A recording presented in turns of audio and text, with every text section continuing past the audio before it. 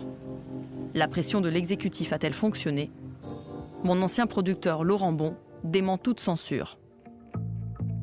Il assume pleinement ne pas avoir diffusé ce tournage, commencé, dit-il, par la faim, la confrontation, avant l'enquête, et ce, sans rapport avec l'email Furibar du ministère des Armées.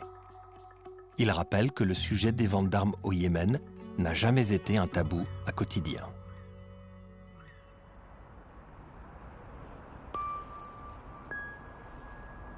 Je décide de confier mes informations à un nouveau média d'investigation, Disclose, dont je suis au comité éditorial. Leur enquête sort le 15 avril 2019.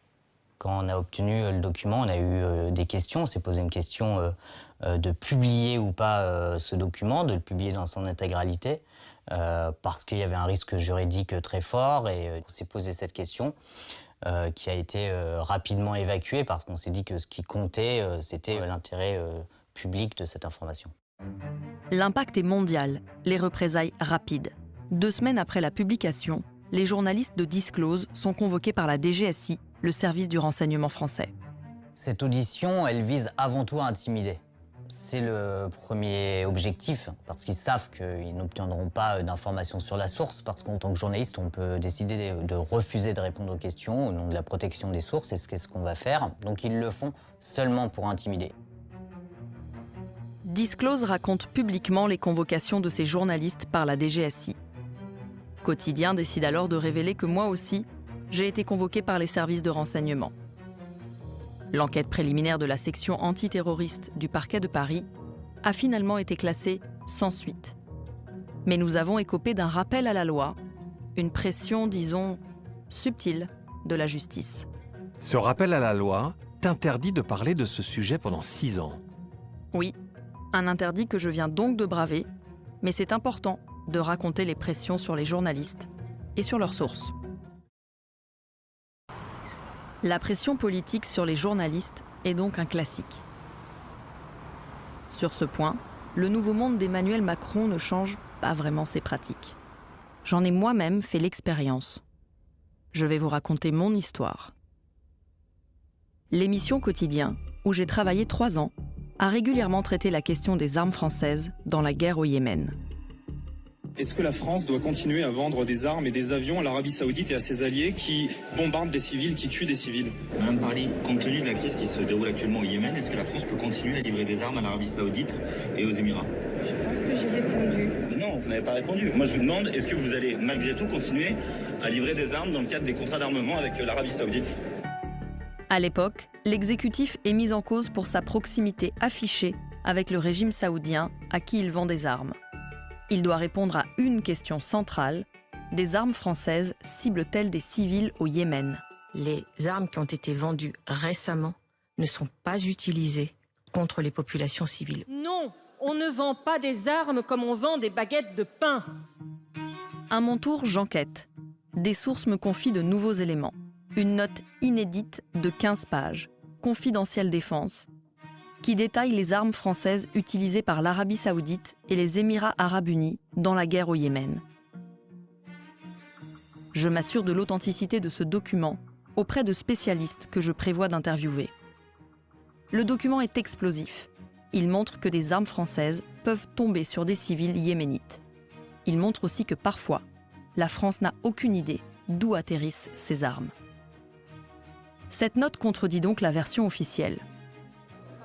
Avec mon rédacteur en chef, nous décidons de profiter d'un déplacement de Florence Parly, comme nous le faisons souvent à Quotidien, pour la questionner sur ses contradictions.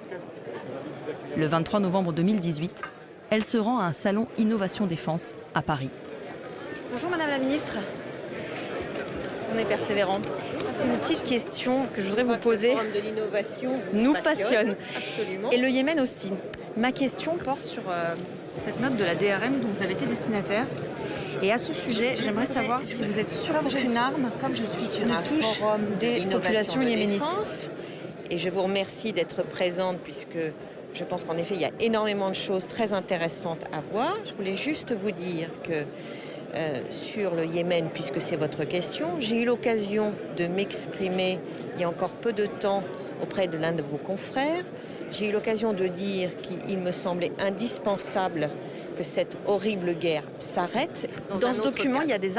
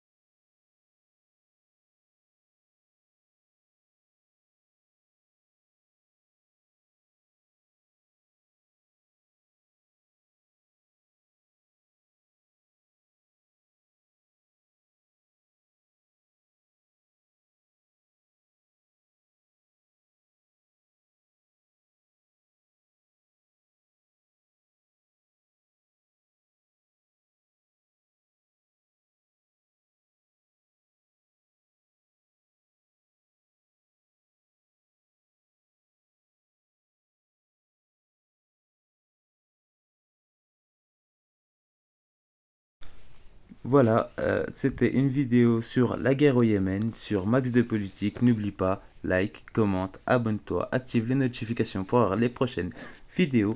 À bientôt sur Max de Politique. Allez, ciao ciao. À bientôt, bonne journée à toi.